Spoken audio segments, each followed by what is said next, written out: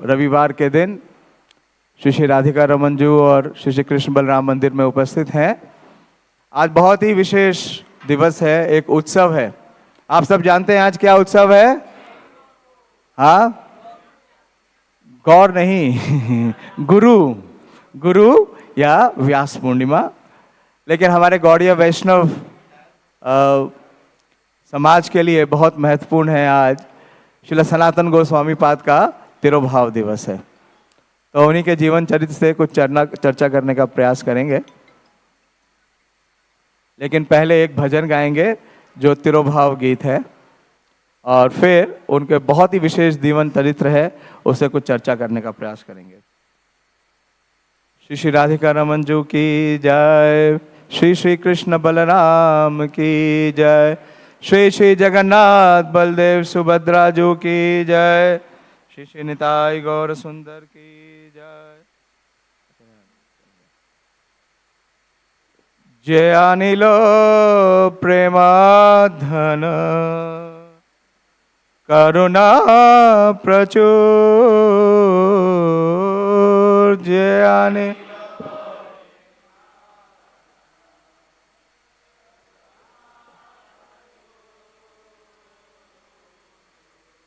हे ना प्रभु कोथा गेला आचार्य ठाकुर,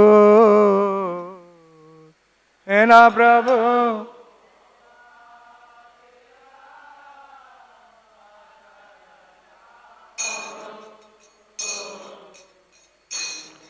कहाँ मोरा स्वरूप रूप, कहाँ सनातन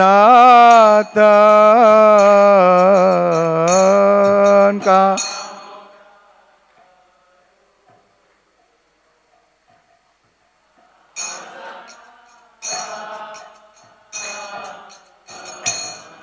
कहाँ दास रघुनाथा पतित पावन,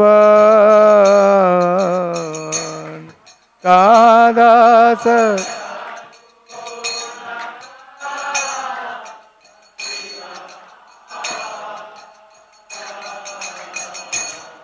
कहाँ मोरा भट्ट जुग, कहाँ कबीरा का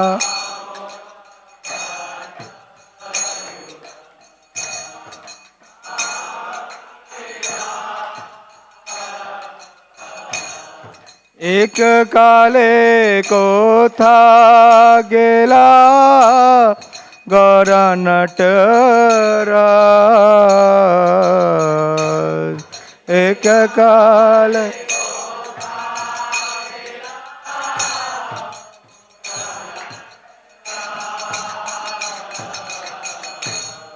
पाषाणे कुटीबो माथा, अनले पशिबो पाषा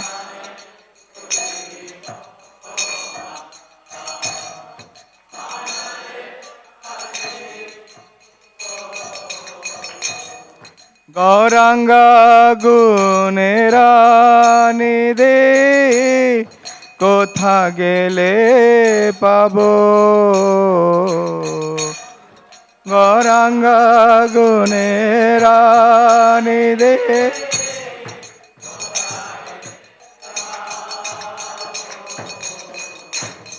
से सब संगीरा संगे, जय कैलो विलास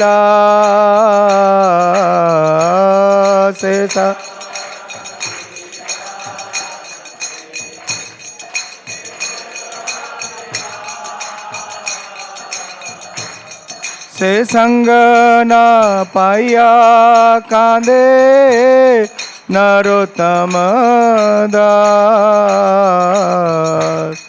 से संग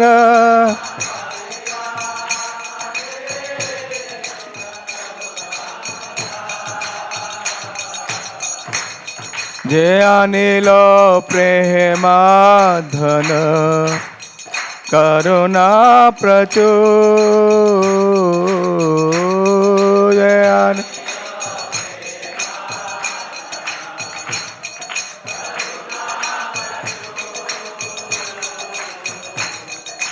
ना प्रभु कोथा गेला सनातन ठाकुर, हे ना प्रभु कोथा गेला सनातन ठाकुर। हरे कृष्णा कृष्णा कृष्णा हरे हरे, हरे राम राम राम हरे हरे, हरे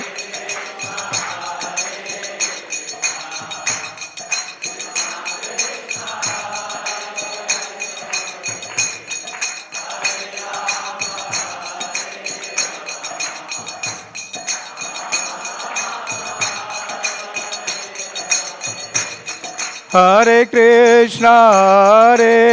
कृष्णा कृष्णा कृष्णा हरे हरे, हरे राम राम राम हरे हरे, हरे कृष्णा हरे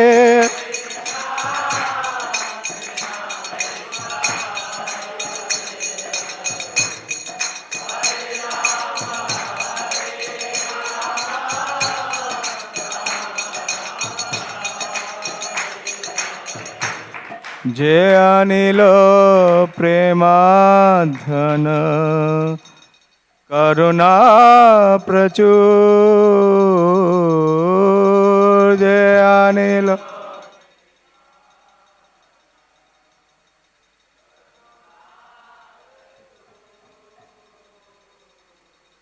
हे ना प्रभु कोथा गेला आचार्य ठाकुर,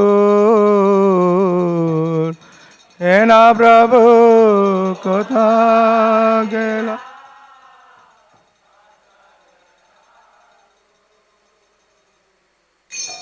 जय ओम विष्णुपाद परमहंस परिवाज का आचार्य अष्टोत्तर शत श्रीमद कृष्ण कृपा श्री मूर्ति अभय चरणारविंद भक्ति वेदांत स्वामी शिल प्रभुपाद की जय।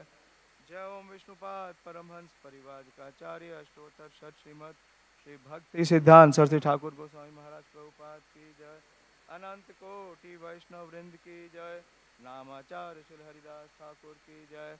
प्रेम से कहो श्री कृष्ण चैतन्य प्रभु नित्यानंद, श्री अद्वैत गदाधर शिवासादि गौर भक्त वृंद की जय। श्री श्री राधा कृष्ण गोप गोपीनाथ श्याम कुंड राधा कुंड गिरि गोवर्धन की जय। श्री वृंदावन धाम की जय। श्री मथुरा धाम की जय। श्री नवदीप मायापुर धाम की जय। पुरुषोत्तम क्षेत्र जगन्नाथपुरी धाम की जय। गंगा माई की जय। यमुना माई की जय। भक्ति देवी की जय। तुलसी देवी की जय। श्री गुरु पूर्णिमा व्यास पूजा महामहोत्सव की जय। शिला सनातन गोस्वामी तिरुभाव तिथि महामहोत्सव की जय। निताई गौर Premanandi. All glories to the assembled devotees. All glories to the assembled devotees. All glories to Sri Guru and Gauranga. हरे कृष्णा। क्योंकि आज शिला सनातन गोस्वामी का तिरुभाव दिवस है, शिला सनातन गोस्वामी आप रोज उनके दर्शन करते हैं, षड गोस्वामियों का, भगवान के विग्रहों के साथ। बहुत ही विशेष गोस्वामी हैं, चैतन्य महाप्रभु के निकटतम पार्षद हैं और उनके जीवन चरित्र के बारे में बहुत विवरण मिलता है, विशेष रूप से चैतन्य चरितामृत, भक्ति रत्नाकर और कुछ विवरण चैतन्य भागवत से भी मिलता है। तो मैं श्री चैतन्य चरितामृत से कुछ प्रस्तुत करने का प्रयास करूंगा। ये है आदि लीला अध्याय 5 और प्यार संख्या है 203। जयो जयो श्री चैतन्य जयो नित्यानंद,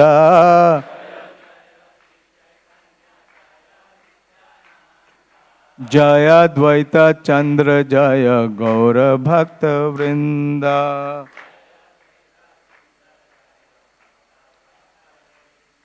जयो जयो श्री चैतन्य जयो नित्यानंद,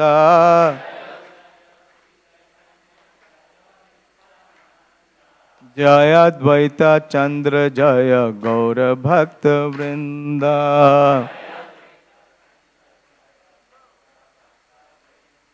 जय जय श्री चैतन्य जय नित्यानंद।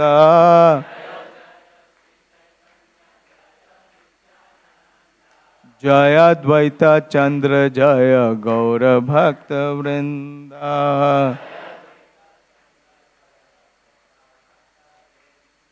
सनातन कृपाय पाइनु भक्तिर सिद्धांत।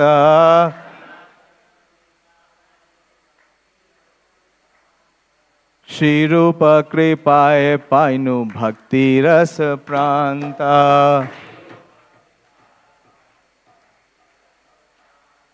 सनातन कृपाय पाइनु भक्ति रस सिद्धांत।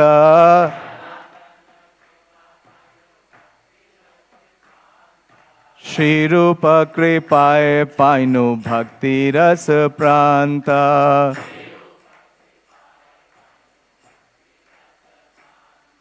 सनातन कृपाय पाइनु भक्ति रस सिद्धांत।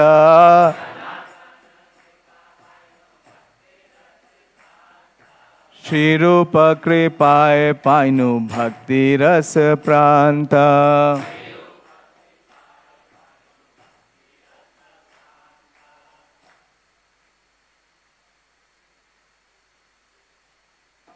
सनातन कृपाय पाइनु भक्ति रस सिद्धांत।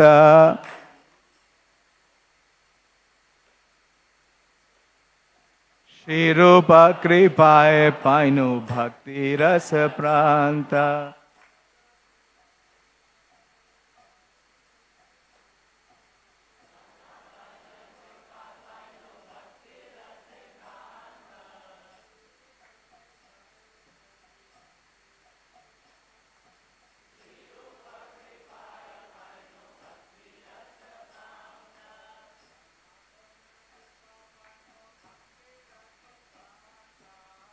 सनातन कृपाय पाइनु भक्ति रस सिद्धांत।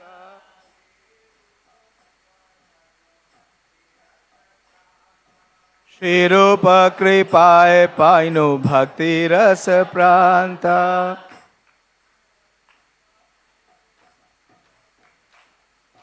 सनातन कृपाय पाइनु भक्ति रस सिद्धांत।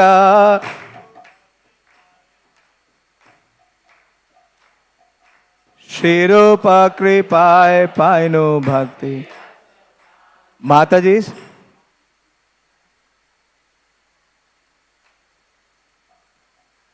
सनातन कृपाय पाइनु भक्ति रस सिद्धांत।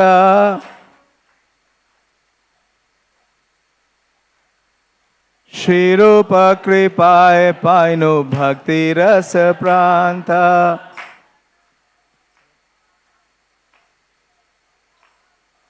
सनातन कृपाय पाइनु भक्ति रस सिद्धांत।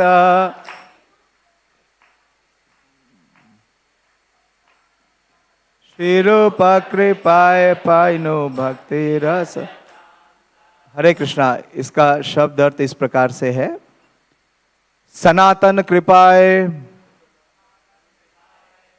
सनातन गोस्वामी की कृपा से पाइनु मैंने पाया भक्ति रस सिद्धांत, भक्ति के सिद्धांत।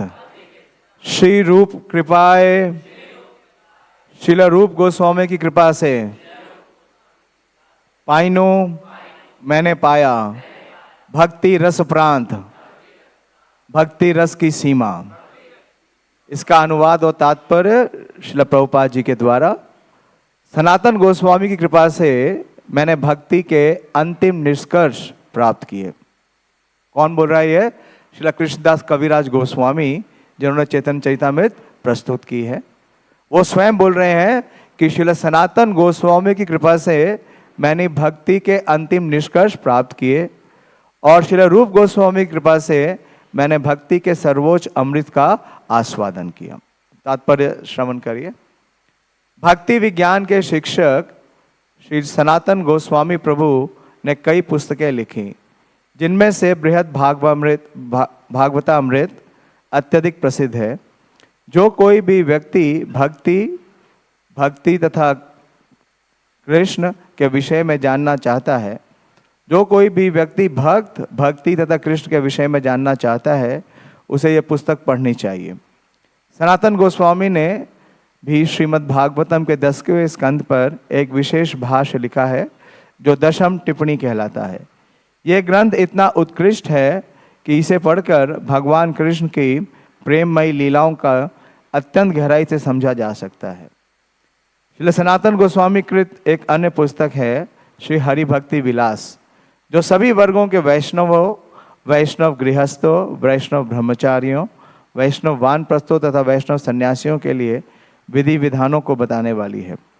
किंतु यह पुस्तक विशेषतया वैष्णव गृहस्थों के लिए लिखी गई है। श्री रघुनाथ दास गोस्वामी ने विलाप कुसुमांजलि नामक अपनी स्तुति में 6ठे श्लोक में सनातन गोस्वामी के प्रति अपना आभार निम्नयुक्त से प्रकट किया है। वास्तव में ये जो विलाप कुसुमांजलि का ये जो श्लोक है, ये श्री सनातन गोस्वामी का प्रणाम मंत्र भी है। कई आचार्यों ने इसे प्रणाम मंत्र माना है। बहुत ही विशेष है। आप चाहें तो मेरे पीछे दोहरा सकते हैं, क्योंकि श्री सनातन गोस्वामी का तिरोभाव है। वैराग युग भक्ति रसम प्रयत्नेर अपाययान माम अनभीप्सुमंधम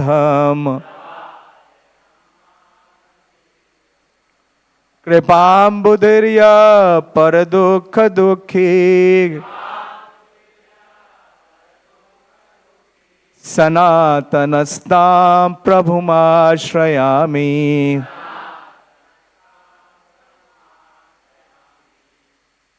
मैं वैराग्य से युक्त, ये कौन बोल रहे हैं? श्री रघुनाथ दास गोस्वामी, जो कि प्रयोजन आचार्य हैं। पहले किसकी प्रस्तुति दी हमने? श्री कृष्णदास कविराज गोस्वामी की। वो बोल रहे हैं कि भक्ति का अंतिम निष्कर्ष किससे प्राप्त किया? श्री सनातन गोस्वामी से। और अब श्री रघुनाथ दास गोस्वामी बोल रहे हैं कि मैं वैराग से युक्त भक्ति रस को पीने के लिए अनिच्छुक था, किंतु सनातन गोस्वामी ने अपनी अहेतुक कृपा से मुझे इसे पीने के लिए बाध्य किया, अन्यथा मैं ऐसा ना कर पाता। अतः वे करुणा के सिंधु हैं, वे मुझ जैसे पतित आत्माओं पर विशेष दयालु हैं। अतः मेरा कर्तव्य है कि मैं उनके चरणों में सादर नमस्कार करूं। कृष्णदास कविराज गोस्वामी ने भी श्री चैतन्य चरितामृत के अंतिम अनुभाग में श्री रूप गोस्वामी, सनातन गोस्वामी और श्री जीव गोस्वामी के नाम विशेष रूप से वर्णन किया है, और इन तीनों गुरुओं के साथ साथ रघुनाथ दास को भी अपने चरण कमलों पर सादर नमस्कार अर्पण किया है। श्री रघुनाथ दास गोस्वामी ने भी सनातन गोस्वामी को भक्ति विज्ञान के शिक्षक के रूप में स्वीकार किया है। श्री रूप गोस्वामी जो भक्ति रसाचार्य कहे गए हैं, उनकी सुप्रसिद्ध कृति भक्ति रसामृत सिंधु भक्ति विज्ञान है, और इसे पढ़कर भक्ति का अर्थ समझा जा सकता है। और उनकी दूसरी प्रसिद्ध कृति उज्ज्वल नीलमणि है, जिसमें उन्होंने भगवान कृष्ण तथा राधा रानी के प्रेम व्यापार तथा दिव्य लीलाओं का विस्तृत वर्णन किया है। ओम अज्ञानतिमिरन्धस्य ज्ञानाञ्जनशलाकया चक्षुरुन्मीलितं येन तस्मै श्रीगुरवे नमः। श्रीचैतन्यमनोभीष्टं स्थापितं येन भूतले स्वयं रूप कदा मह्यं ददाति स्वपदान्तिकं। वन्देऽहं श्रीगुरो श्रीयुधपदकमलं श्रीगुरून् वैष्णवांश श्रीरूपं साग्रजातं सहगण रघुनाथान्वितं तं सजीवं साद्वैतं सावधूतं परिजनसहितं कृष्ण चैतन्य देवं श्रीराधा कृष्ण पादान् सहगण ललिता श्री विशाखान्वितंश्च। हे कृष्ण करुणा सिंधु दीनबंधु प्रदत्पते गोपेश गोपिका कांत राधा कांत नमोस्तुते। ताप्त कांचन गौरांगी राधे वृंदावनेश्वरी वृषभानुसुते देवी प्रणमामि हरिप्रिये। वाञ्छाकल्पतरुभ्यश्च कृपा सिन्धुभ्येव च पतितानां पावनेभ्यो वैष्णवेभ्यो नमो नमः। जय श्री कृष्ण चैतन्य प्रभु नित्यानंद श्री अद्वैत गदाधर शिवासादि गौर भक्त वृंद। हरे कृष्णा कृष्णा कृष्णा हरे हरे, हरे राम राम राम हरे। नमो विष्णुपादाय कृष्ण पृष्ठाय भूतले श्रीमते भक्ति वेदांत स्वामी निति नामिने। नमस्ते सारस्वते देवे गौरवाणी प्रचारिणे निर्विशेष शून्यवादी पाश्चात्य देश तारिण। हरे कृष्ण। मैं आप सबसे निवेदन करता हूँ, आपसे प्रार्थना करता हूँ कि आपकी कृपा के बल पर श्रील सनातन गोस्वामी, जो कि हमारी गौड़ीय वैष्णव परंपरा के सबसे प्रमुख आचार्य हैं, यहाँ तक कि श्रील रूप गोस्वामी, हम सब रूपानुगा हैं, श्रील रूप गोस्वामी भी उन्हें अपना गुरु मानते हैं। हमने देखा श्रील रघुनाथ दास गोस्वामी भी उन्हें अपना गुरु वर्ग मानते हैं। तो श्रील सनातन गोस्वामी बहुत ही विशेष पार्षद हैं चैतन्य महाप्रभु प्रभु के, और उनका चरित्र बहुत ही दिव्य है। तो एक क्लास में तो उसको समावेश करना संभव नहीं है, लेकिन जहाँ तक संभव होगा आप सबके आशीष से, कृपा से, श्रील प्रभुपाद जी कृपा की याचना करते हुए, गुरु वर्गों की याचना करते हुए उनके जीवन चरित्र से चर्चा करने का प्रयास करेंगे। बहुत ही प्रेरणादायक है। तो श्रील रघुनाथ दास गोस्वामी ने कहा कि जो श्री सनातन गोस्वामी हैं वो कितने विशेष हैं, और उनकी दो चीज़ें बहुत विशेष हैं जहाँ से उन्होंने शुरू किया कि वो वैराग्य युग भक्ति रसम। महाप्रभु का आविर्भाव किस लिए हुआ? कृष्ण प्रेम प्रदान करने के लिए, कृष्ण प्रेम प्रदान के लिए। लेकिन कृष्ण प्रेम प्रदान उसी को हो सकता है जिसके हृदय में संसार से क्या आ चुका है? वैराग। तो वैराग युग भक्ति रसम प्रयत्न। प्रयत्न का मतलब क्या है? उन्होंने बड़े प्रयास से दिया, ऐसा नहीं है कि स्वाभाविक दे दिया। और श्री रघुनाथ दास गोस्वामी कहते हैं कि अपाययम माम अनभीप्सम अंधम। अनभीप्सम का मतलब है अनिच्छुक। कलयुग में कितने लोग कृष्ण प्रेम लेने के इच्छुक हैं? हम बोल तो देते हैं कि हमारे जीवन का लक्ष्य क्या है? कृष्ण प्रेम।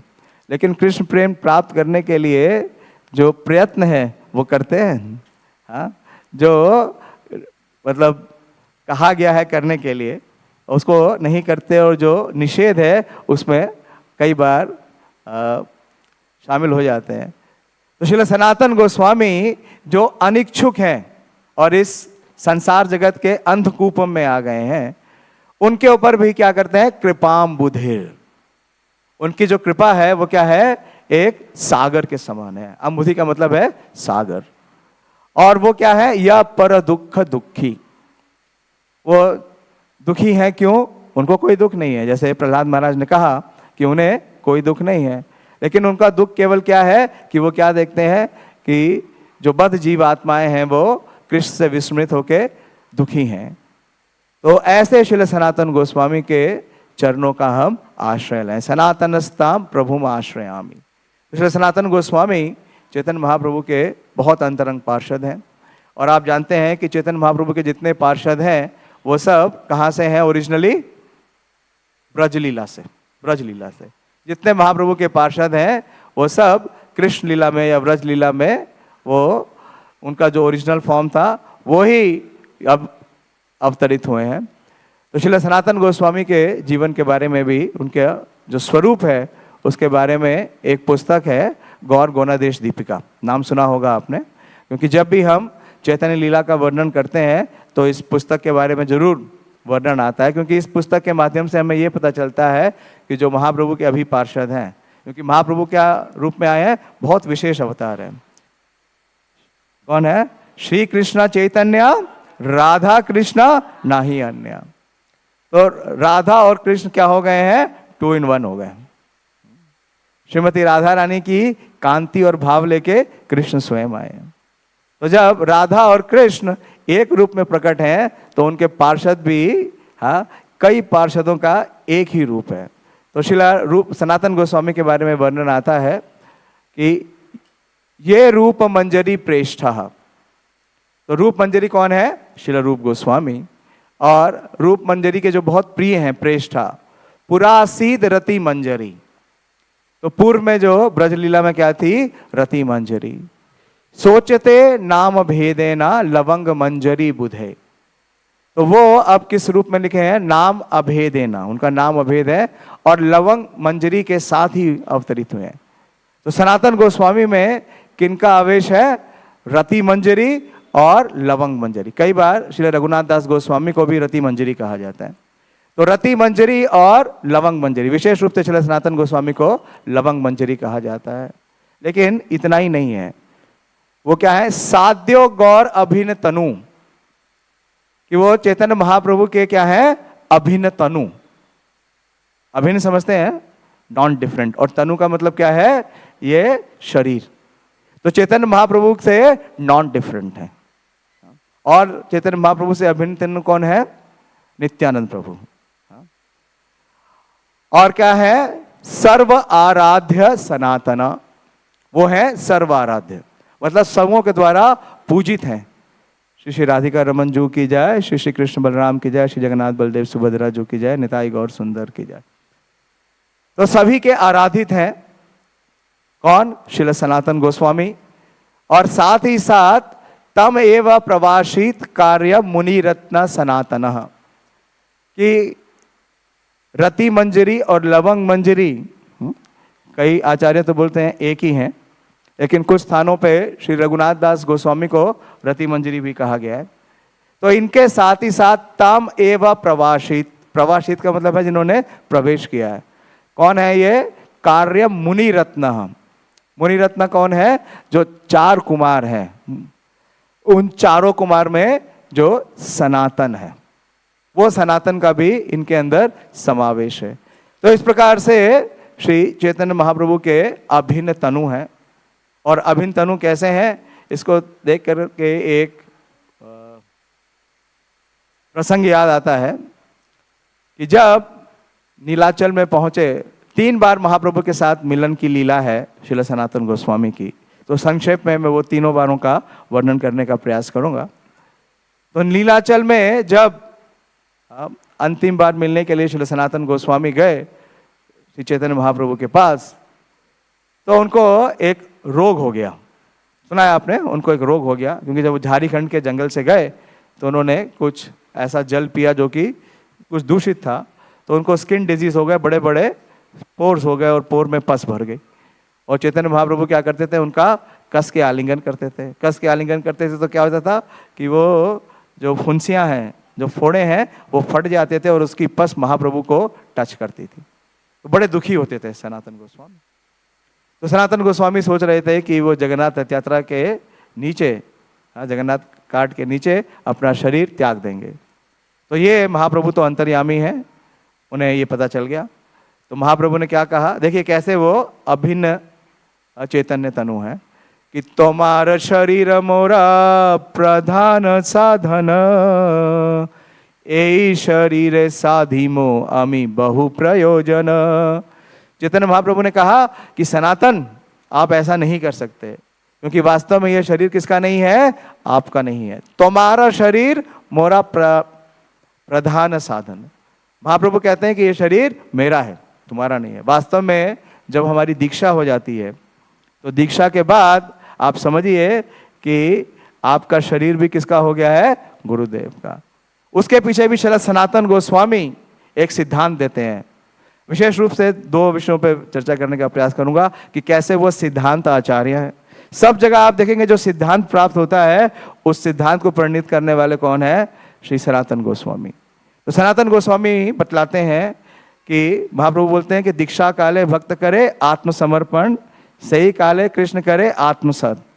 कि दीक्षा के समय जैसे ही शिष्य क्या करता है? आत्मसमर्पण करता है, तो भगवान उसे क्या करते हैं? आत्मसात करते हैं, अपने समान समझते हैं। तो ऐसा क्यों?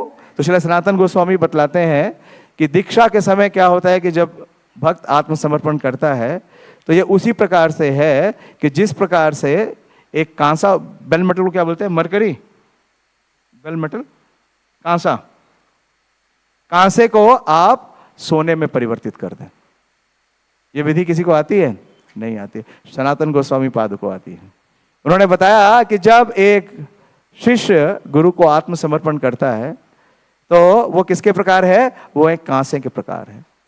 और जब वो गुरु को समर्पित हो जाता है, दीक्षा ले लेता है, तो वो किसके समान हो जाता है? सोने के समान हो जाता है।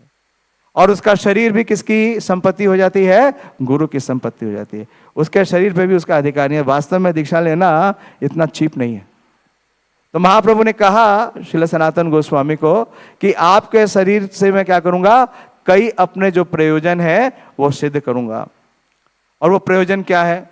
जैसे हम जानते हैं महाप्रभु ने कोई ग्रंथ दिया आपको? कोई ग्रंथ हम पढ़ते हैं जो महाप्रभु के द्वारा दिया गया है? केवल एक शिष्टाष्टकम की प्रेयर्स है।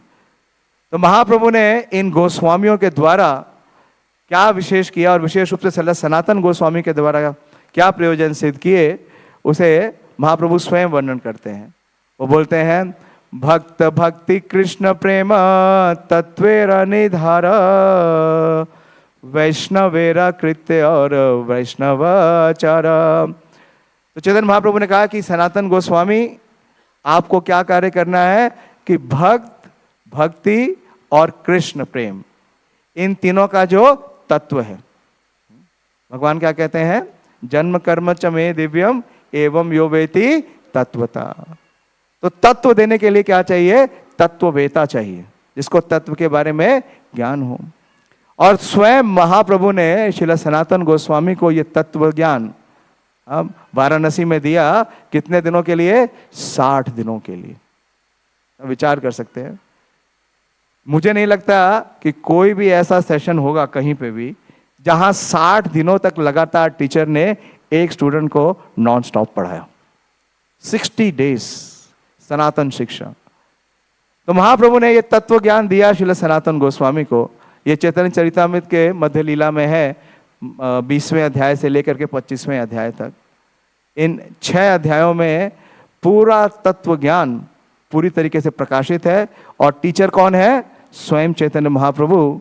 और स्टूडेंट कौन बने हैं? सनातन गोस्वामी।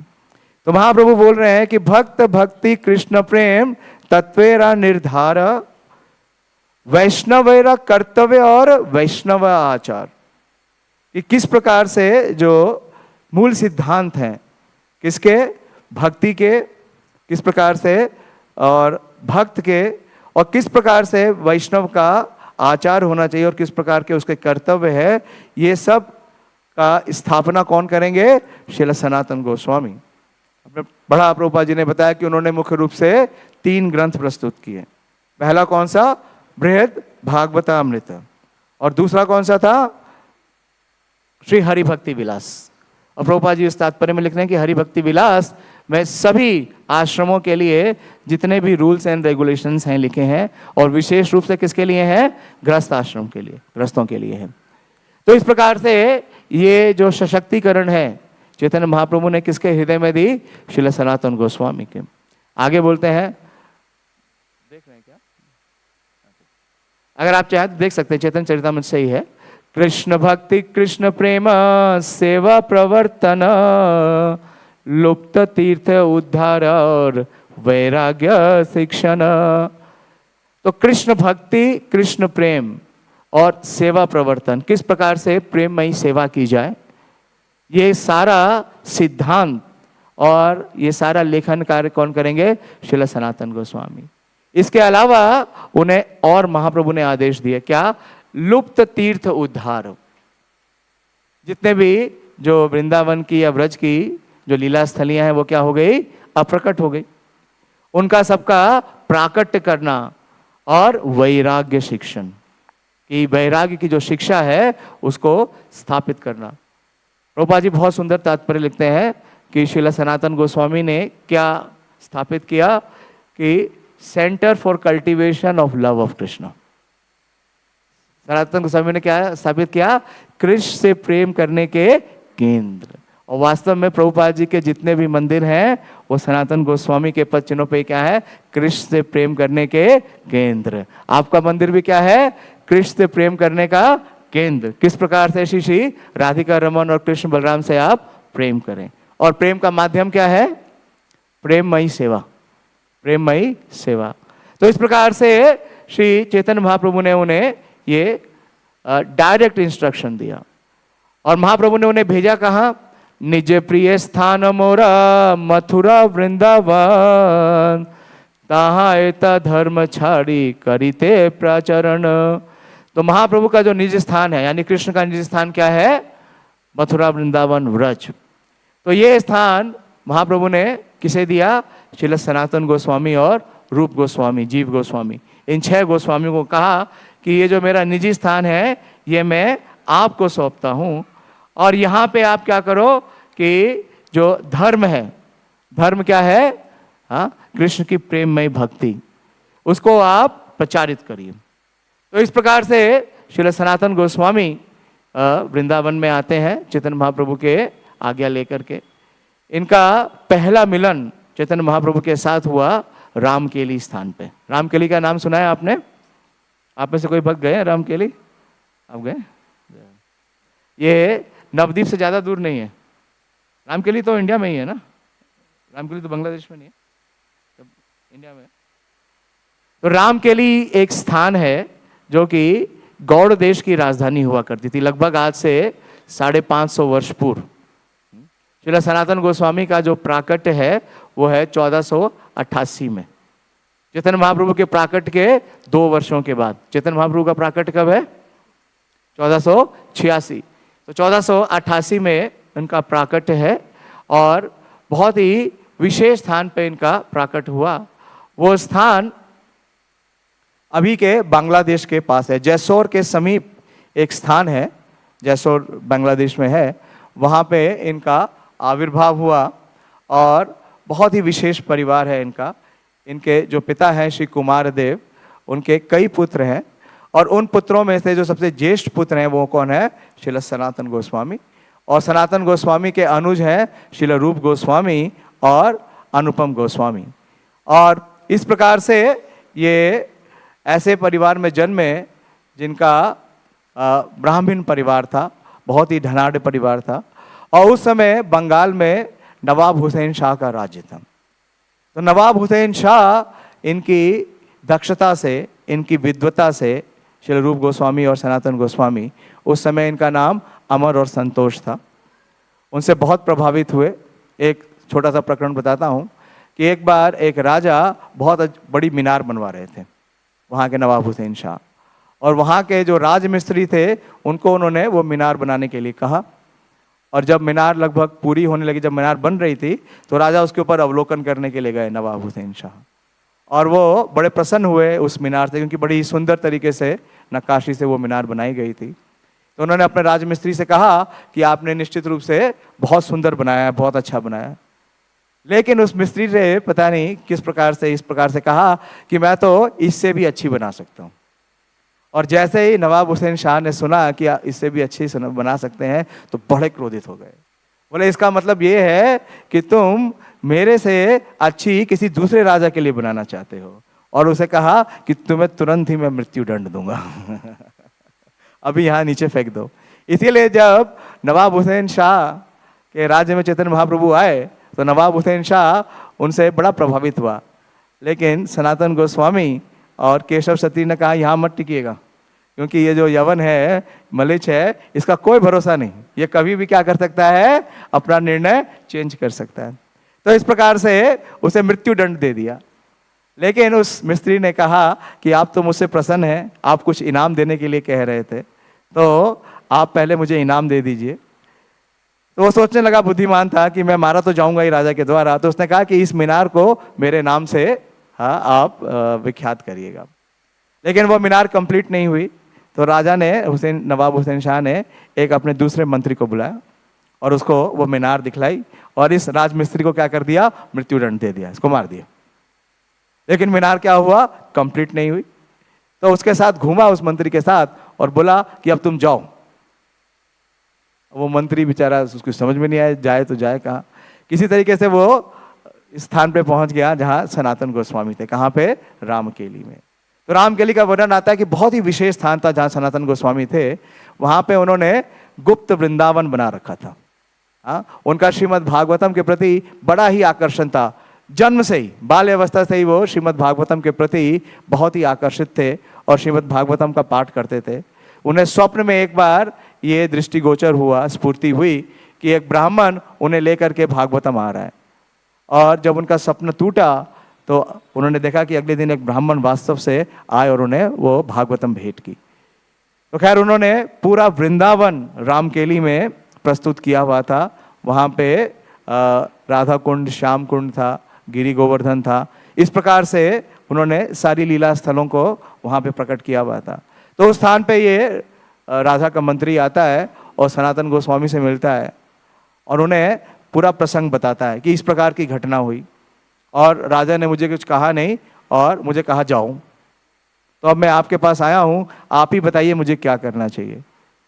तो सनातन गोस्वामी मुस्कुराते हैं और बोलते हैं, चिंता मत करो, मैं तुम्हें कुछ राज कारीगर दे रहा हूं और वो जाएंगे और उस स्थान का निर्माण कार्य पूर्ण करेंगे। तो जब ये मंत्री वापिस आया इन राजमिस्त्रियों के साथ और राजा से मिला तो राजा बड़ा चकित हो गया।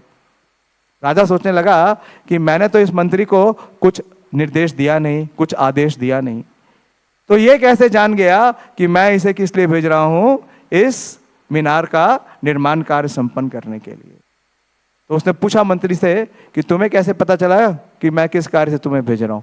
तो उन्होंने बताया कि ये मुझे पता नहीं चला, रामकेली में एक भक्त हैं जिन्हें आपके मनोभीष्ट का पता चल गया। मैंने उनको प्रकरण बताया तो राजा ने ये अनुमान लगा लिया कि ये व्यक्ति कौन है, बहुत ही विशेष व्यक्ति है।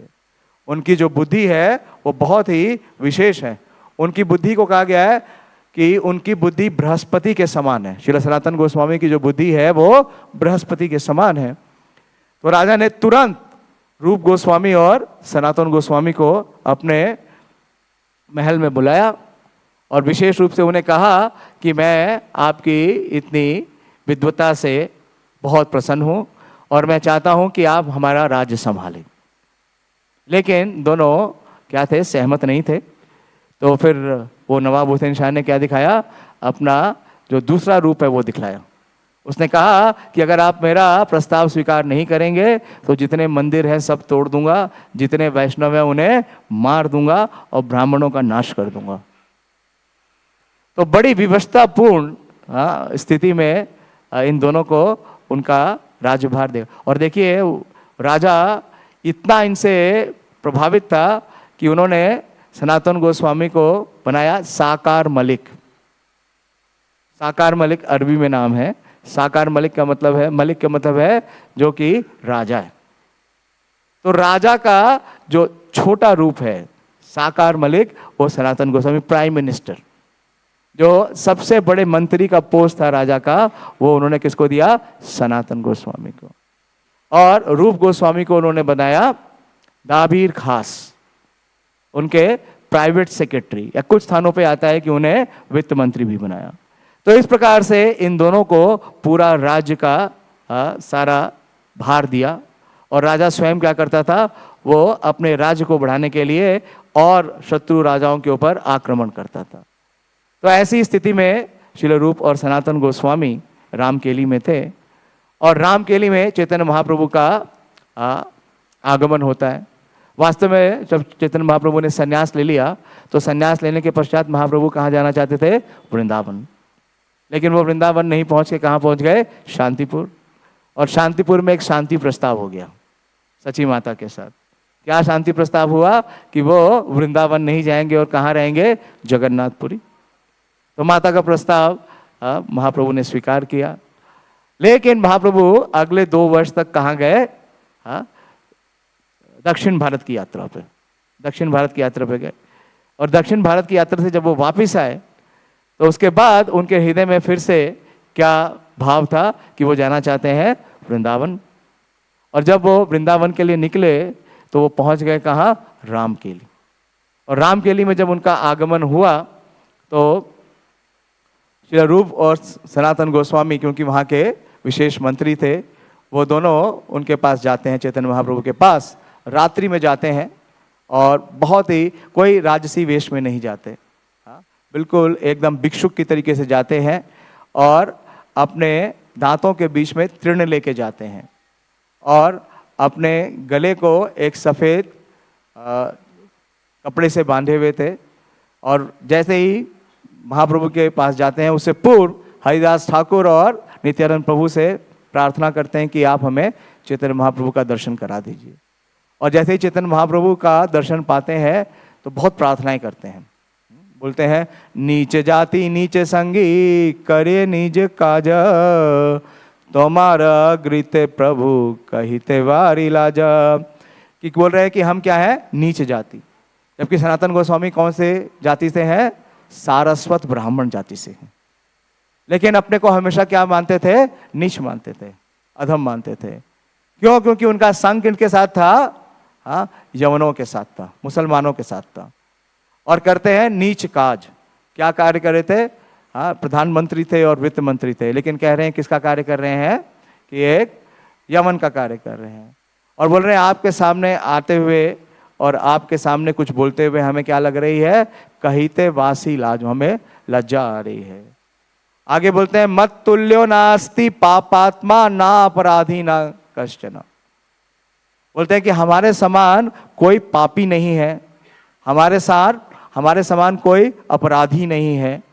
इस प्रकार से वो बहुत अपनी दीनता दिखाते हैं। और ये भी बोलते हैं कि जगाई और मधाई का आपने उद्धार किया है, लेकिन हम तो जगाई और मधाई से भी बहुत अधम हैं। तो इस प्रकार से महाप्रभु से जो पहला मिलन हुआ, तो विशेष रूप से श्रील सनातन गोस्वामी और रूप गोस्वामी की दीनता को देख करके महाप्रभु बहुत प्रभावित हुए। और महाप्रभु बोलते हैं, दैनिया छाड़ी तोमार दैन्य फटे मोरा मन। कि दीनता देख के आपकी जो भावना है, किसकी, इस तुच्छवत की, इसको देख के मेरा मन फट रहा है। तो महाप्रभु ने अपने पार्षदों के माध्यम से कई कार्य कराए, और विशेष रूप से उन्होंने श्रील सनातन गोस्वामी के द्वारा जो कार्य कराया उसका वर्णन भक्ति रत्नाकर में आता है। भक्ति रत्नाकर में ये वर्णन आता है कि रामानंद राय द्वारा कंदर्प दर्प नाच, दामोदर द्वारा निरपेक्ष प्रकाश, हरिदास द्वारा सहिष्णुता जनाइला, सनातन रूप द्वारा दैन्य प्रकाशिला। तो सनातन गोस्वामी और रूप गोस्वामी के माध्यम से चैतन्य महाप्रभु ने क्या स्थापित किया, कि किस प्रकार से दीनता का व्यवहार करना चाहिए। भगवान भगवत गीता में बोलते हैं 13वें अध्याय में कि ज्ञान को प्राप्त करने का केवल 20 जो आइटम्स हैं, बोलते हैं इसके अलावा इस संसार में जितना कुछ है वो सब अज्ञान है। और पहले 2 आइटम बहुत विशेष है। पहले 2 आइटम किसको याद है, क्या है, अमानित्वम अदम्भित्वम। तो इसकी प्रतिमूर्ति कौन है, श्रील सनातन गोस्वामी और रूप गोस्वामी, कि किस प्रकार से दीनता दिखाते हैं। अमानिना मान देना कीर्तनीय सदा हरि। चैतन्य महाप्रभु ने ये स्थापित किया सिद्धांत, क्या, कि तृणादपि सुनीचेना तरोरेव सहिष्णुना अमानिना मान देना कीर्तनीय सदा हरि। तो ये जो दीनता का भाव है, इसे स्थापित किया किसने, श्री सनातन गोस्वामी और रूप गोस्वामी ने। तो इस प्रकार से पहला मिलन होता है और महाप्रभु बहुत प्रसन्न होते हैं, और महाप्रभु उन्हें नाम देते हैं सनातन गोस्वामी और रूप गोस्वामी, और बोलते हैं कि आप दोनों मेरे पुराने संगी हो, और मेरा यहाँ आने का प्रयोजन रामकेली में केवल आपके साथ मिलना था। और चैतन्य महाप्रभु जब आगे जाने लगे वृंदावन, तो देखिए सनातन गोस्वामी इतने विशेष पार्षद हैं, उन्होंने महाप्रभु को एक निवेदन किया। उन्होंने महाप्रभु से कहा कि आप इतने सारे हजारों लाखों भक्तों को लेकर के आप वृंदावन मत जाइए, ये ठीक नहीं है, क्योंकि वृंदावन जाने के लिए ये परिपाटी नहीं है। कौन किसको बोल रहा है, सनातन गोस्वामी बोल रहे हैं चैतन्य महाप्रभु को। और चैतन्य महाप्रभु ने उसे तुरंत ही स्वीकार कर लिया। चैतन्य महाप्रभु से बड़े प्रभावित हुए, उन्हें स्वीकार कर लिया। प्रभुपाद जी अपने तात्पर्य में लिखते हैं कि वृंदावन या किसी भी तीर्थ स्थान में किसी व्यापार के लिए नहीं जाना चाहिए, या बहुत सारे लोगों को नहीं ले जाना चाहिए। मतलब कोई प्रोफेशनल टूर कर रहा है, अभी आजकल कई बार होने लगा है कि लोग क्या करने लगे हैं कि टूर की यात्रा करते हैं, किस लिए? ताकि कुछ धन या व्यवसाय कर सकें। तो इसकी बिल्कुल इजाजत नहीं है। तो इस प्रकार से पहला मिलन होता है श्री रूप गोस्वामी और सनातन गोस्वामी के साथ रामकेली में चैतन्य महाप्रभु का। और चैतन्य महाप्रभु उन्हें बोलते हैं कि अभी आप राजा की जो नौकरी है वो करते रहो, और उन्हें एक उपमा देते हैं कि जिस प्रकार से एक स्त्री है जिसका प्रेमी है, वो क्या करती है कि अपने प्रेमी का पता नहीं होना चाहिए। तो प्रेम किसके साथ था? रूप गोस्वामी और सनातन गोस्वामी का चैतन्य महाप्रभु के साथ। लेकिन वो सेवा किसकी कर रहे थे? नवाब हुसैन शाह की। तो इस प्रकार से उनका मिलन होता है, और महाप्रभु फिर सनातन गोस्वामी का जो सुझाव है उसे स्वीकार करते हैं और वापस पहुंच जाते हैं नीलांचल। वो जाते नहीं। तो देखिए महाप्रभु 2 बार निकले, कहाँ के लिए? वृंदावन के लिए, लेकिन दोनों बार वापस कहाँ पहुंच गए? नीलांचल। पहली बार शांतिपुर से लौटे और दूसरी बार राम के लिए। यहाँ से कन्हई नटशाला जाते हैं, वहाँ उन्हें कृष्ण का दर्शन होता है और वो वापस चले जाते हैं। और जब महाप्रभु वापस चले गए तो अपने पार्षदों से वो सनातन गोस्वामी और रूप गोस्वामी के बारे में वर्णन करते हैं। बहुत विशेष है। महाप्रभु स्वयं बतलाते हैं कि क्या गुण है श्रील सनातन गोस्वामी के। बोलते हैं, दुई भाई भक्त राजा कृष्ण कृपा पात्र, व्यवहारे राज मंत्री होए राज पात्र, विद्या भक्ति बुद्धि बले परम प्रवीण, तभु अपना के माने तृण हईते ही न। तो महाप्रभु कह रहे हैं कि ये दोनों जो भाई हैं सनातन और रूप गोस्वामी, ये कृष्ण की कृपा के बहुत ही विशेष पात्र हैं, क्योंकि ये राजा के मंत्री हैं, लेकिन ये क्या है? अपना के माने तृण हईते ही न, लेकिन अपने को कभी राज्यमंत्री नहीं मानते। और इनके पास क्या है? विद्या भक्ति बुद्धि बले परम प्रवीणा। ये इनके पास इतनी विद्या। सनातन गोस्वामियों को बहुत सारी लैंग्वेजेस आती थी। उन्हें संस्कृत बांग्ला तो आती ही थी, उसके साथ ही साथ उर्दू फारसी और अरबी भी आती थी, क्योंकि वो क्या करते थे? वो राज्य मंत्री थे ना। तो उस समय कार्य किसमें होता था? अरबी या फारसी में या उर्दू में।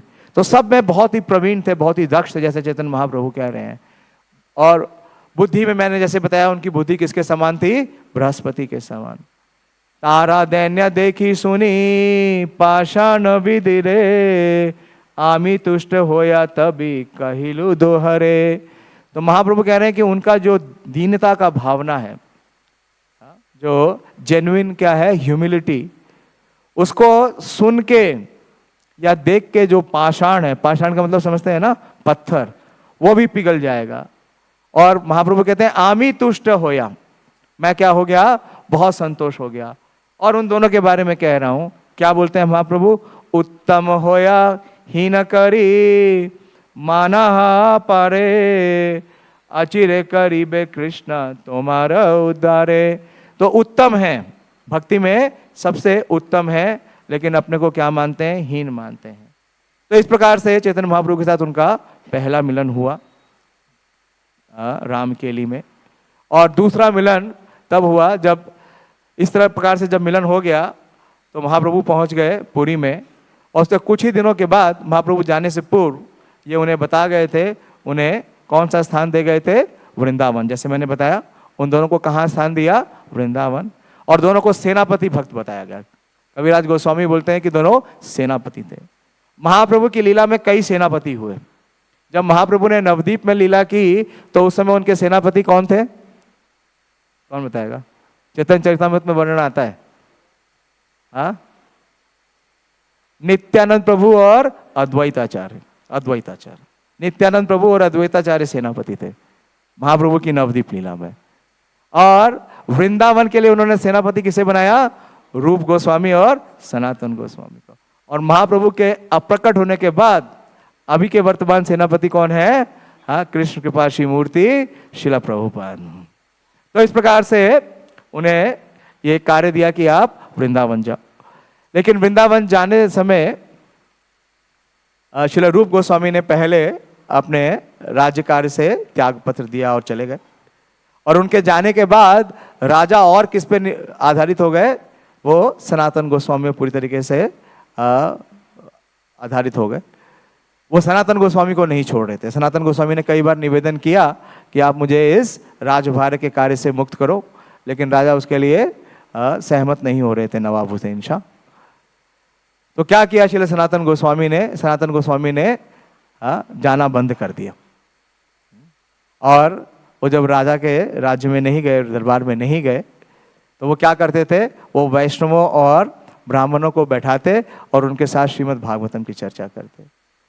तो राजा का कार्य चल नहीं रहा था बिना सनातन गोस्वामी के। तो उन्होंने क्या किया कि अपने जो वैद्य हैं, राज्य वैद्य, उनको भेजा, क्योंकि उन्हें सूचना क्या आई थी कि सनातन गोस्वामी क्यों नहीं आ पा रहे हैं, क्योंकि वो अस्वस्थ है, उनका स्वास्थ्य ठीक नहीं है। तो राज्य वैद्य आता है और वो देखते हैं कि सनातन गोस्वामी क्या कर रहे हैं, सभी वैष्णवों और ब्राह्मणों के साथ भागवतम पे चर्चा कर। तो वो ये जाके राजा को बतला देता है। लेकिन राजा अपने छोटे भाई की तरह ही सनातन गोस्वामी को मानते थे, साकार मलिक को। तो वो स्वयं इसको जांचने के लिए आए।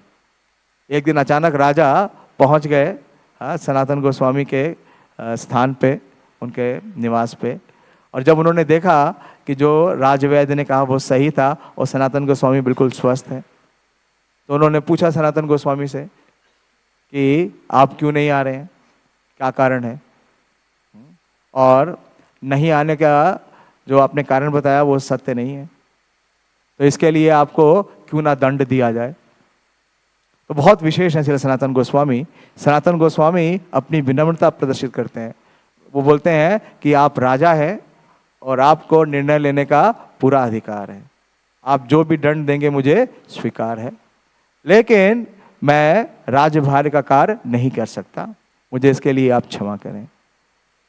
तो जो यमन राज था, ये नवाब हुसैन शाह, ये ना नहीं सुन सकता था, बहुत क्रोधित हुआ और उसने तुरंत ही कहा कि अगर ये कार्य नहीं करेंगे तो ये कहाँ जाएंगे, कैद खाने में, इन्हें कैद कर लो। और आगे चला गया आक्रमण करने के लिए। बोला कि अच्छा ठीक है, तुम राजभार नहीं करोगे तो मेरे साथ चलो। कहाँ जा रहे थे नवाब हुसैन शाह? वो जा रहे थे उड़ीसा में आक्रमण करने के लिए।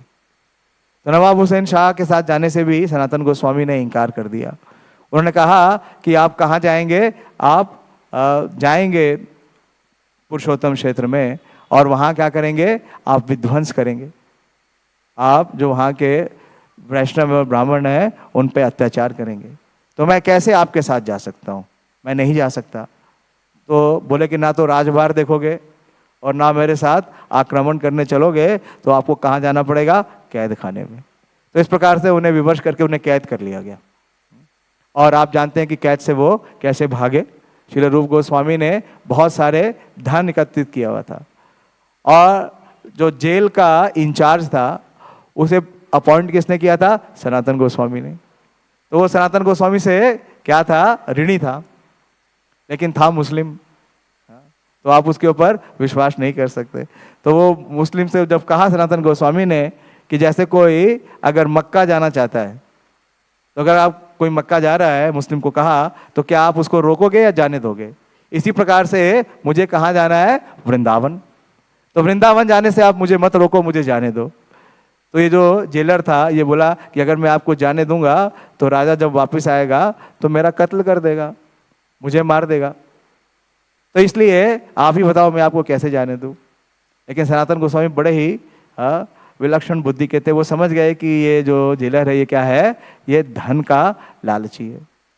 तो उसे 5000 स्वर्ण मुद्राएं देने का उन्होंने वादा किया।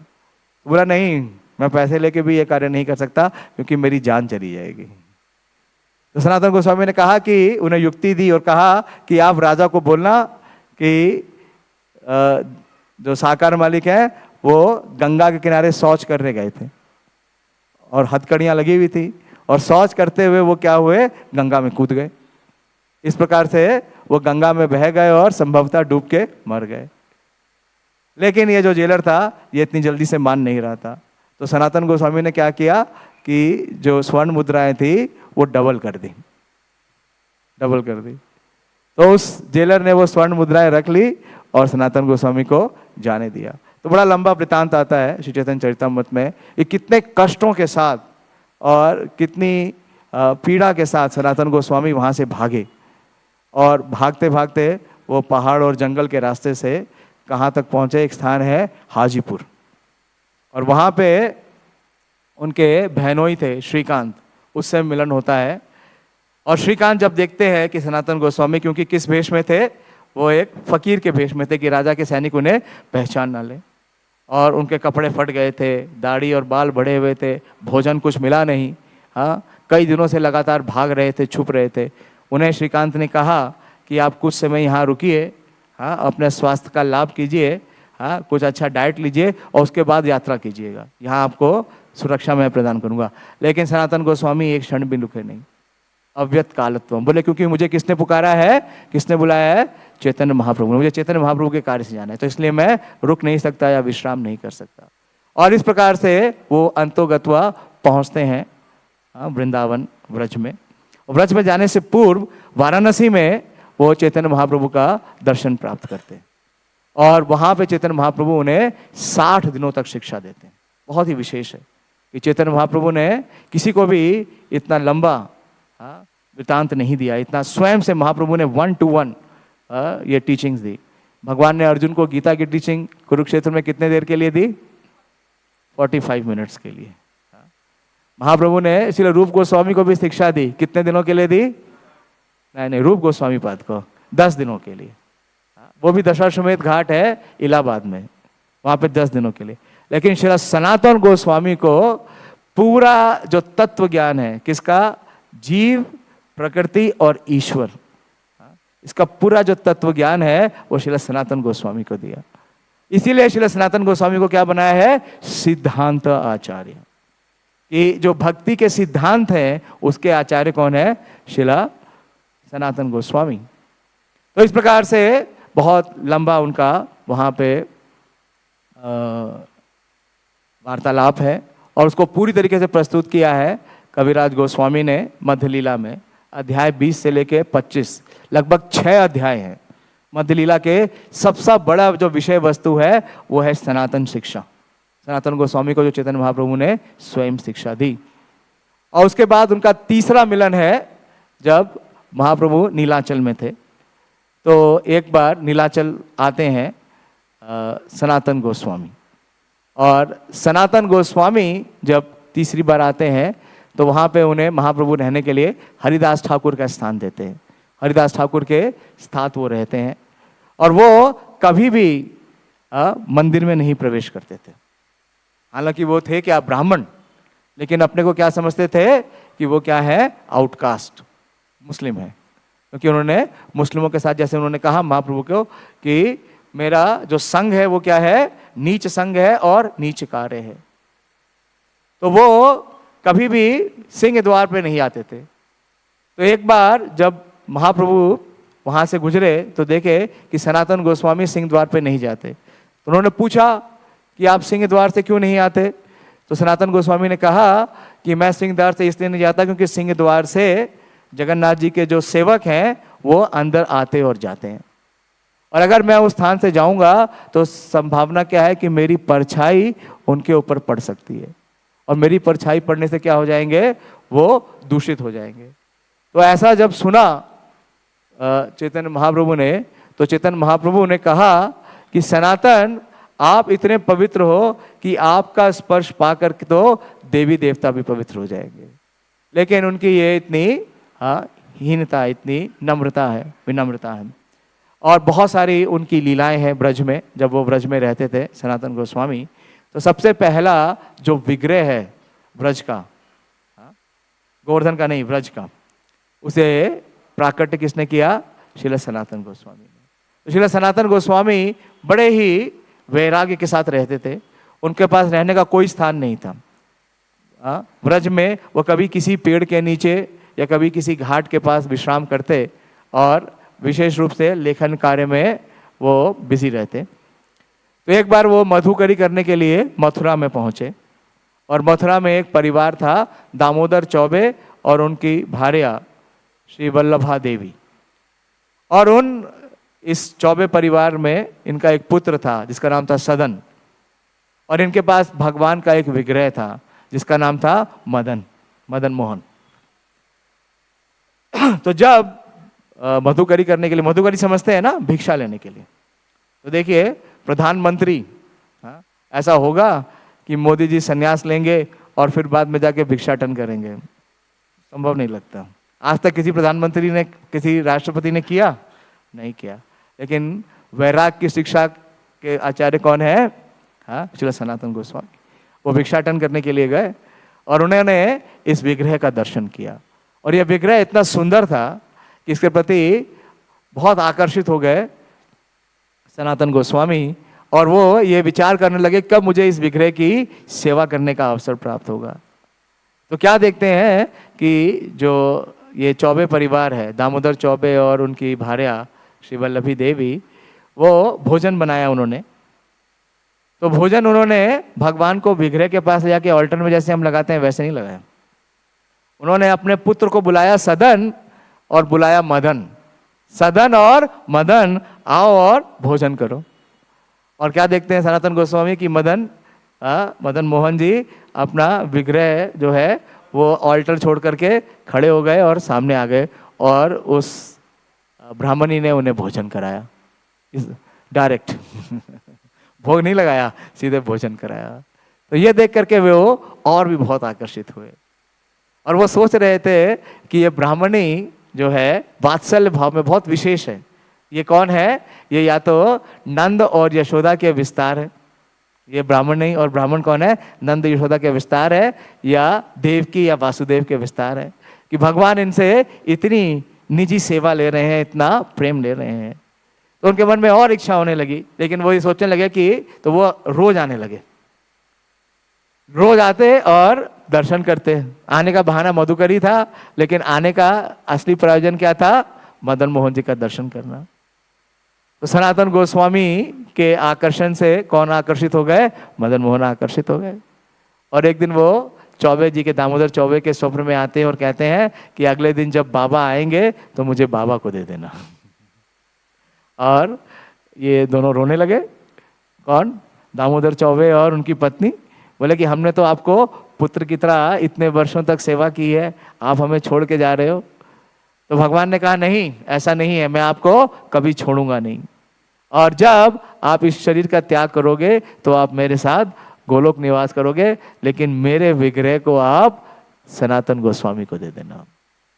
तो अगले दिन जब सनातन गोस्वामी आए उनका दर्शन करने के लिए, मधुकरी मांगने के लिए, तो दामोदर चौबे और उनकी भार्या ने क्या किया कि पूरा विग्रह ही उन्हें दे दिया, और कहा कि अब मदन मोहन जी क्या चाहते हैं कि आपसे सेवा लेना चाहते हैं। और इधर भगवान ने स्वप्न दिया था सनातन गोस्वामी को और कहा था कि तुम उनको कुछ बोलो नहीं, क्योंकि वो वात्सल्य भाव में सेवा कर रहे हैं। ऐसा हुआ। ऐसा हम देखते हैं श्रील प्रभुपाद जी के एक शिष्य हैं श्रील गौर गोविंद स्वामी महाराज। श्रील गौर गोविंद स्वामी महाराज के जो विग्रह हैं गोपाल जी, दर्शन किया आप लोगों ने? हाँ, गदाईगिरी में। तो उनके भी हृदय में उनके जो गोपाल जो विग्रह पहले उनके नहीं थे, उनके ही परिवार में किसी और के पास थे। लेकिन जब भी ये गोपाल जी का विग्रह का दर्शन करते हैं, इनकी बड़ी इच्छा होती, इतने सुंदर हैं गोपाल, मैं इनकी सेवा करूं। और इनकी इस इच्छा को भगवान ने पूर्ण किया। एक दिन उनके सपने में आ गए और बोले कि मैं आपको आपकी सेवा स्वीकार करना चाहता हूं, आप मुझे ले आओ। तो जब ये गए मांगने के लिए, गौर गोविंद महाराज जिनका विग्रह था, उन्होंने मना कर दिया, साफ इंकार कर दिया, भगा दिया। बोले नहीं नहीं, विग्रह हम आपको कैसे दे सकते, तो हमारे विग्रह। तो अगले दिन गोपाल जी फिर से आ गए गौर गोविंद महाराज के स्वप्न में और बोले कि मैंने तो तुम्हें कहा था कि तुम मेरी सेवा करो। तो बोले आप तो मेरे सपने में आ रहे हो ना, मेरे सपने में आने से क्या फायदा, जिसके पास गोपाल जी है उनके सपने में जाओ ना, उन्हें बोलो कि मुझे दे दें, तब तो वो देंगे। तो सनातन गोस्वामी के लिए मदन मोहन सपने में आए दामोदर चौबे और श्री वल्लभ देवी के, और कहा कि ये विग्रह किसे दे दो, सनातन को दे दो। तो सनातन गोस्वामी बड़े प्रसन्न होकर के वो विग्रह ले आए, लेकिन क्या है, बिल्कुल अयाचक वृत्ति के भिक्षुक। नमो अकिंचन वित्ताय, वो बिल्कुल अकिंचन थे, उनके पास रहने का कोई स्थान था नहीं। यमुना के निकट एक स्थान है द्वादश आदित्य टीला। और उस आदित्य टीले में क्या था, एक ऊंचा स्थान था, वहां एक पेड़ था। तो उस पेड़ के नीचे लाके जैसे वो रहते थे, उन्होंने मदन मोहन जी का विग्रह रख दिया और वहीं उनकी सेवा क्या करते थे, जो वो खाते थे वही बनाने लगे। जो भिक्षाटन से आटा आता, उस आटे को यमुना के जल से वो करते, पूरित करते और आग में डाल देते और मदन मोहन जी को भोग लगाते। तो एक दो दिन तो मदन मोहन जी ने लिया, उसके बाद बोले बाबा ये तो गले में अटक रही है। इतनी सूखी बाटी कैसे नीचे जाएगी, बोला कुछ नमक ही डाल दो। अगर दाल नहीं दे रहे तो कम से कम कुछ नमक ही डाल दो। और सनातन गोस्वामी क्या बोलते हैं कि आज आप नमक मांग रहे हो, कल आप खीर मांगोगे। मैं यहाँ ब्रज में किस लिए आया हूँ, हाँ, आपकी इन फरमाइशों को पूरी करने के लिए चैतन्य महाप्रभु ने मुझे भेजा है, भक्ति के सिद्धांत को स्थापित करने के लिए। मैं उस कार्य में बिजी हूं। तो अगर आप चाहो तो अपना अरेंजमेंट खुद कर लो। और आप सब जानते हैं क्या हुआ कि अर्जुन कपूर, क्या नाम था उसका, रामदास कपूर। रामदास कपूर एक बड़े व्यापारी थे और वो जा रहे थे आगरा, लाहौर से आगरा जा रहे थे व्यापार करने के लिए। लेकिन जब वो यमुना में द्वादश आदित्य टीला के पास आए तो उनकी नाव फंस गई।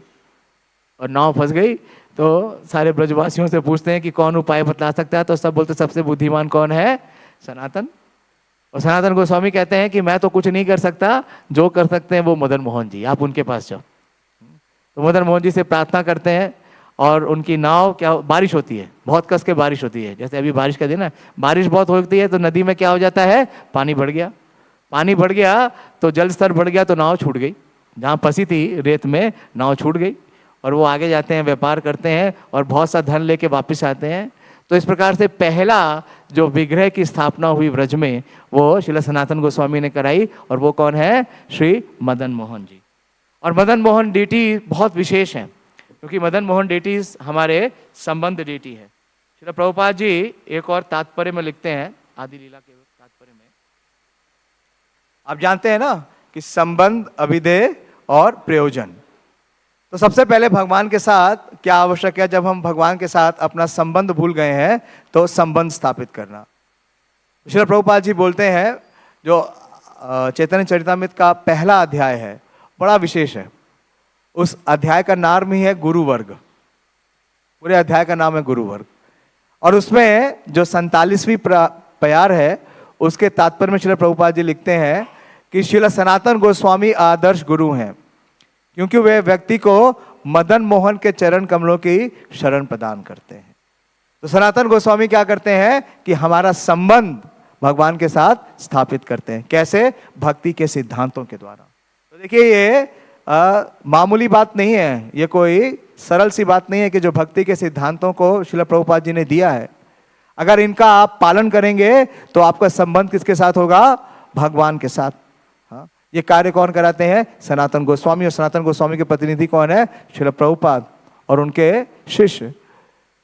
तो आगे देखिए बहुत विशेष बात बोलते हैं प्रभुपाद जी कि भले ही कोई पूर्ण पुरुषोत्तम भगवान से अपना संबंध भूल जाने के कारण वृंदावन क्षेत्र की यात्रा ना कर सके, किंतु सनातन गोस्वामी की कृपा से उसे वृंदावन में रहकर समस्त आध्यात्मिक लाभ प्राप्त करने की अच्छा अवसर मिल सकता है। तो वृंदावन की यात्रा ना कर सकेगा मतलब क्या है कि वृंदावन की यात्रा कौन कर सकता है, विषया छाड़िया कबे शुद्ध हो बेमान, कबे हम हे रबो श्री वृंदावन। तो ऐसा कब होगा कि सारे विषयों से हमारी क्या हो जाए, विरक्ति हो जाए। वो तो सनातन गोस्वामी की थी, हाँ, वो विरक्ति के भी आचार्य हैं। लेकिन श्रील सनातन गोस्वामी क्या है, हाँ, कृपाम बुधिर पर दुख दुखी। वो क्या करते हैं कि जो कोई इस स्तर पे नहीं है कि वृंदावन की यात्रा कर सके, लेकिन सनातन गोस्वामी कृपा से उसे वृंदावन में रहकर समस्त आध्यात्मिक लाभ प्राप्त करने का अच्छा अवसर मिल जाता है।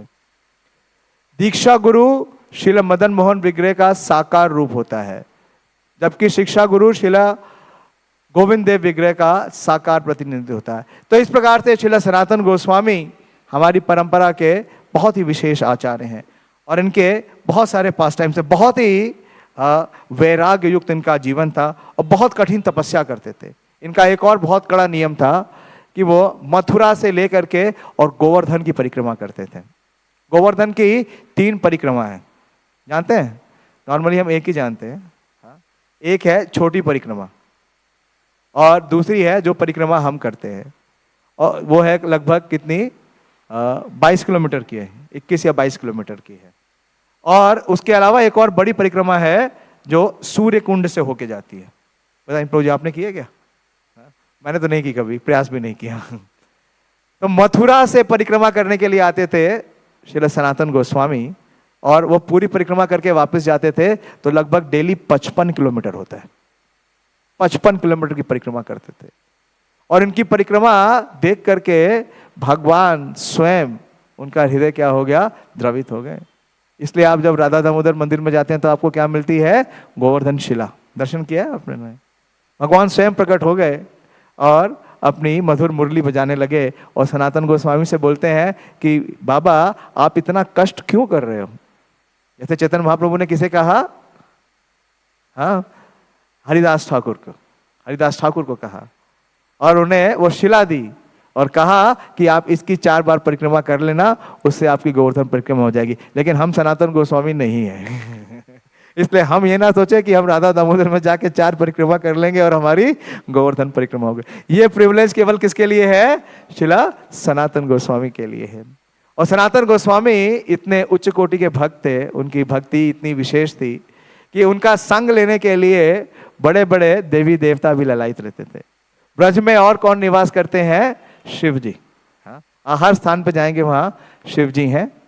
तो जब मानसी गंगा में तो अलग अलग स्थानों पे भजन कुटीर थी श्रील सनातन गोस्वामी की। आप जाएंगे ना पूरे ब्रज में सनातन गोस्वामी की, आपको कई स्थानों पे भजन कुटीर मिल जाएगी। तो जब सनातन गोस्वामी अपने अंतिम, उन्होंने लगभग 43 वर्ष तक वो ब्रज में रहे और उन्होंने भजन किया और ये पुस्तकें ग्रंथ लिखी और डेली वो गोवर्धन परिक्रमा कर रहे थे।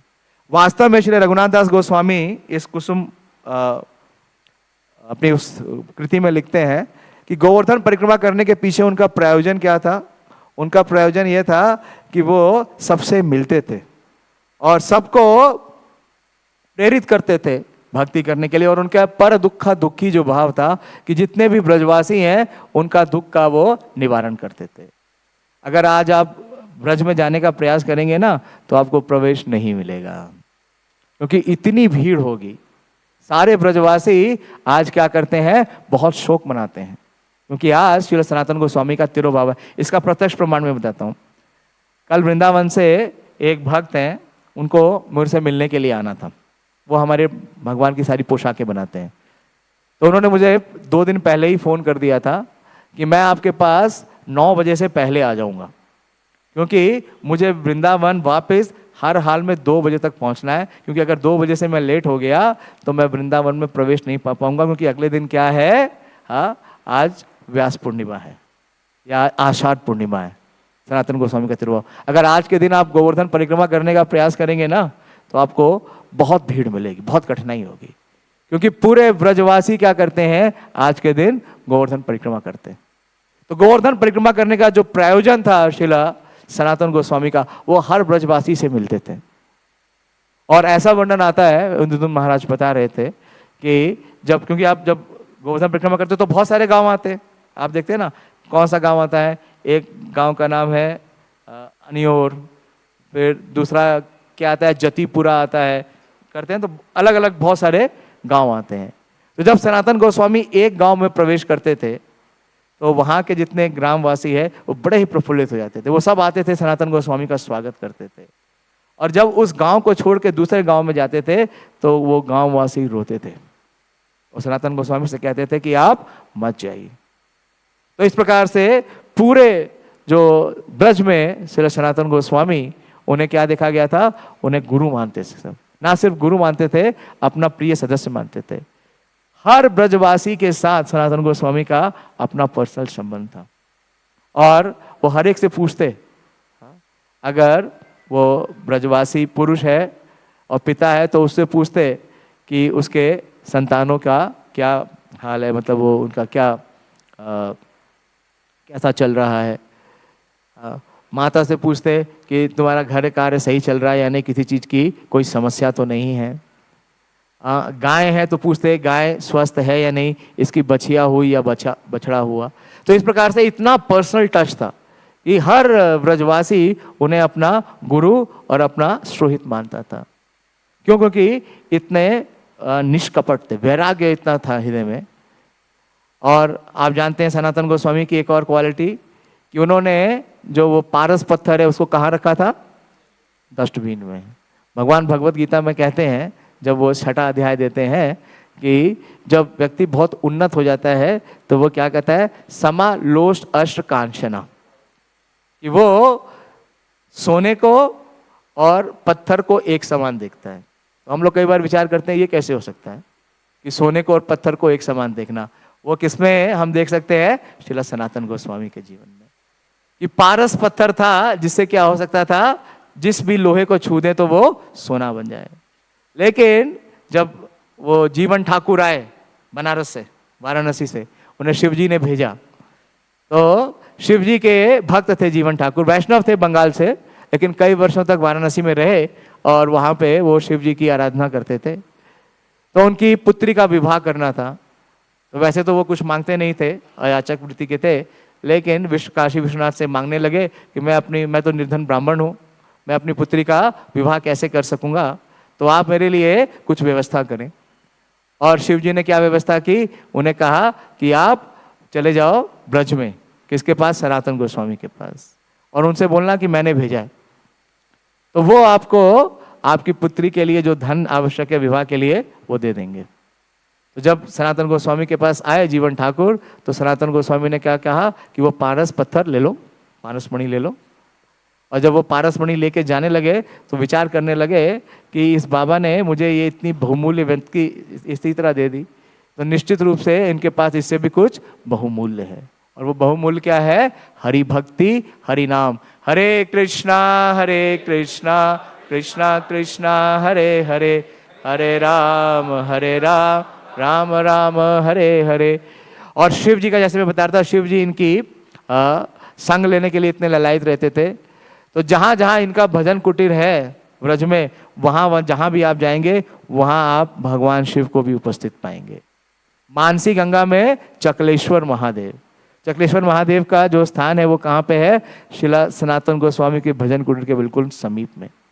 और एक बार जब शिव जी को पता चला कि सनातन गोस्वामी ये स्थान छोड़ के जा रहे हैं, तो वो उपस्थित हो गए और पूछने लगे सनातन गोस्वामी से कि आप रोज श्रीमद् भागवतम पढ़ते हो और मैं सुनता हूँ, तो अगर आप चले जाओगे तो मैं कैसे श्रवण करूँगा, आपका संग कैसे प्राप्त करूँगा? तो सनातन गोस्वामी ने कहा कि यहाँ पे मच्छर बहुत सताते हैं। तो शिव जी ने कहा ये बस इतनी सी बात है। उन्होंने तुरंत मच्छर के जो देवता हैं उनको बुलाया और कहा कि यहाँ से सारे मच्छर गायब हो जाने चाहिए। आप कामेश्वर महादेव में जाओगे, वहाँ भी कामेश्वर महादेव कहाँ स्थित हैं? जहाँ पे श्रील सनातन गोस्वामी का भजन कुटीर है। आप नंदग्राम में जाओगे तो वहाँ नंदेश्वर है, वहाँ पे भी सनातन गोस्वामी का कुटीर है। और सनातन गोस्वामी का वृंदावन में जहाँ भजन कुटीर है वहाँ गोपेश्वर महादेव है। और उनका संग प्राप्त करने के लिए गोपेश्वर ने अपना विस्तार किया और वो बन गए वर्णखंडी महादेव।